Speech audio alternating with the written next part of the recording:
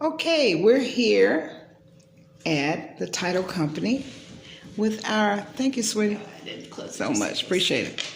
We're here at the title company with my VIP student, Deidre Smith. Hi, Deidre, how are you? Fabulous. And are you excited today? I am indeed. This is day what? Number 3. Day 3, and we're at the Title Company. Okay.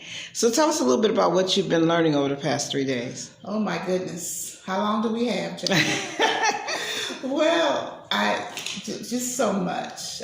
Basically, how to find sellers, buyers, which questions to ask, the process, learning the ARV, and if in fact we choose to use the ARV, who we use the ARV with. Getting out, talking to contractors. Jay has been holding my hand step by step, answering every question. No question is a dumb question.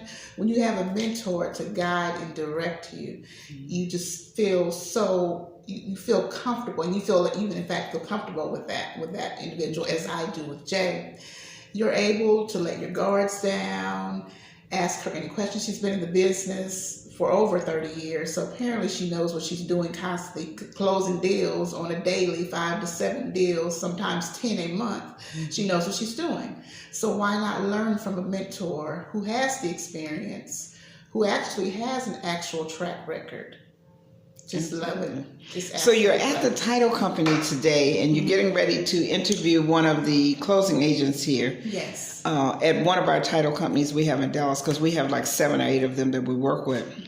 And she's in a closing right now. So when she comes in, we're going to video you interviewing her. Do you know some of the questions you might want to ask her, or some of the things you might want to find out from her? Questions, since I am very new to this, that I do want to ask her is, can the checks be wired? Should I come and pick them up? Are there buyers here when I'm here to close, or do we close separately? Things of that nature. Okay, sounds good. So we'll make another video.